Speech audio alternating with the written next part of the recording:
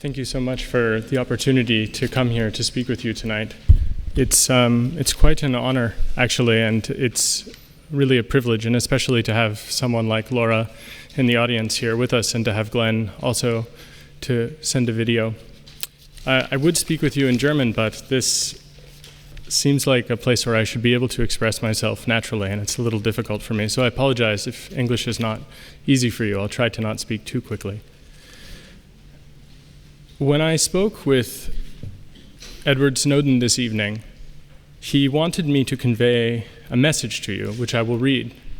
But he also wanted me to not talk too much about geopolitics and not to talk too much about all of the things that everyone else has already said this evening.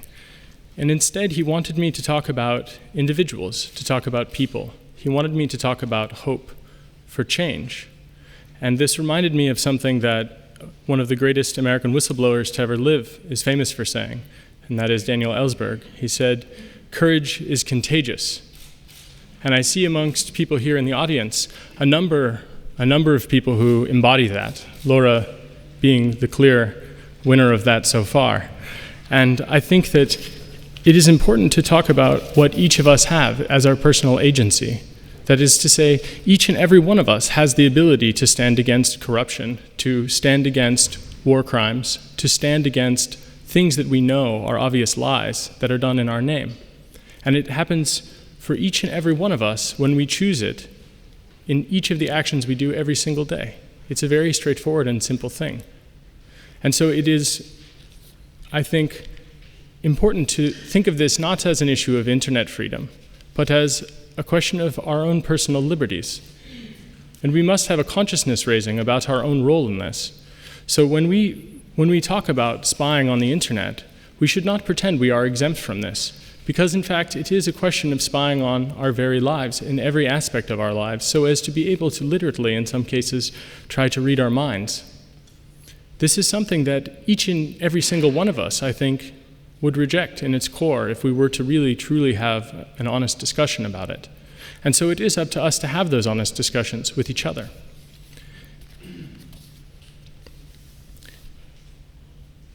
It seems important to say that Edward Snowden is a person of high moral character.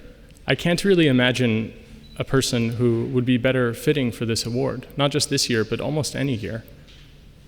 That isn't to forget about Chelsea Manning. It isn't to say that other people have not done great service for humanity.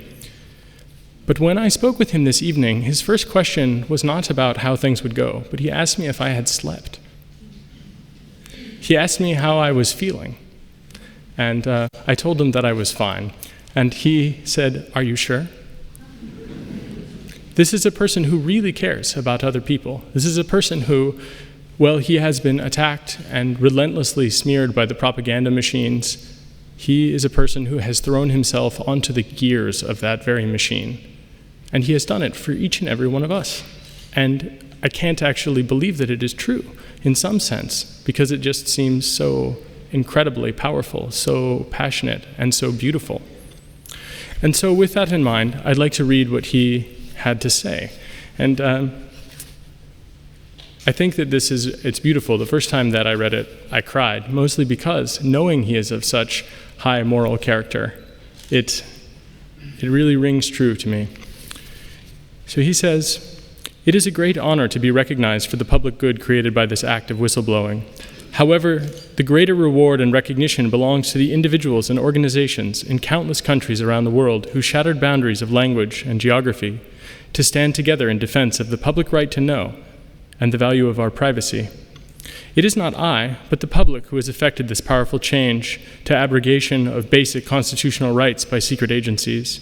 It is not I, but newspapers around the world who have risen to hold our governments to the issues when powerful officials sought to distract from these very issues with rumor and insult. And it is not I, but certain brave representatives in governments around the world who are proposing new protections, limits, and safeguards to prevent future assault on our public rights and private lives. My gratitude belongs to all of those who have reached out to their friends and family to explain why suspicionless surveillance matters. It belongs to the man in a mask on the street on a hot day and the woman with a sign and an umbrella in the rain. It belongs to the young people in college with a civil liberties sticker on their laptop and the kid in the back of a class in high school making memes. All of these people accept that change begins with a single voice and spoke one message to the world. Governments must be accountable to us for the decisions that they make, decisions regarding the kind of world we will live in. What kinds of rights and freedoms individuals will enjoy are the domain of the public, not the government in the dark. Yet the happiness of this occasion is for me tempered by an awareness of the road traveled to bring us here today. In contemporary America, the combination of weak legal protections for whistleblowers, bad laws that provide no public interest defense, and a doctrine of immunity for officials who have strayed beyond the boundaries of law has perverted the system of incentives that regulate secrecy in government. This results in a situation that associates an unreasonably high price with maintaining the necessary foundation of liberal democracy, our informed citizenry. Speaking truth to power has cost whistleblowers their freedom, family, or country. This situation befits neither America nor the world. It does not require sophistication to understand that policies equating necessary acts of warning with threats to national security inevitably lead to ignorance and insecurity. The society that falls into the deterrent trap known in cultural wisdom as shooting the messenger will quickly find that not only is it without messengers, but it no longer enjoys messages at all. It is right to question the wisdom of such policies and the unintended incentives that result from them. If the penalty providing secret information to a foreign government in bad faith is less than the penalty for providing that information to the public in good faith, are we not incentivizing spies rather than whistleblowers? What does it mean for the public when we apply laws targeting terrorism against those engaged in acts of journalism? Can we enjoy openness in our society if we prioritize intimidation and revenge over fact-finding and investigation? Where do we draw the line between national security and public interest? And how can we have confidence in the balance when the only advocates allowed at the table of review come from the halls of government itself? Questions such as these can only be answered through the kind of vigorous public discussion we are enjoying today. We must never forget the lessons of history regarding the dangers of surveillance gone too far, nor our human power to amend such systems to the public benefit. The road we travel has been difficult, but it leads us to better times. Together we can guarantee both the safety and the rights of the generations that follow. To all of those who have participated in this debate, from the highest official to the smallest citizen, I say thank you. Edward J. Snowden.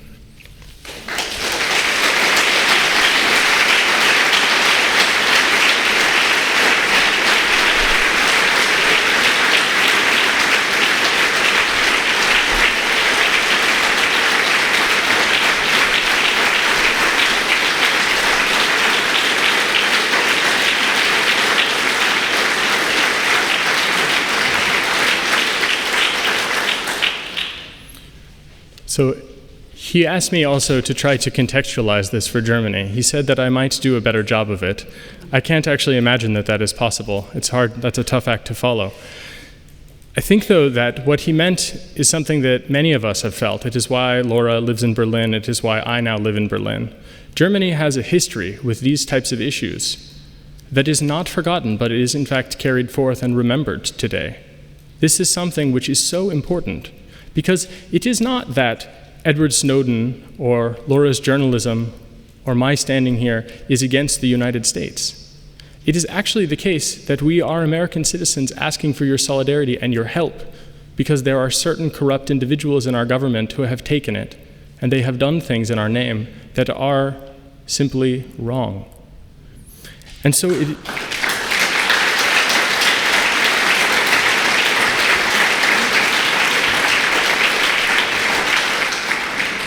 So to the individuals that are here, each and every one of us, what I hope is that it will be possible for each of you to recognize that there are people in the United States who need to learn from the history that each of you has learned, that many of you have lived, and that right now is so sorely lacking in the debate and in the discussion. We must not let history, especially German history of the 20th and the early 21st century, be forgotten. This is something that was learned through very hard times, And it is something that the rest of humanity is not exempt from.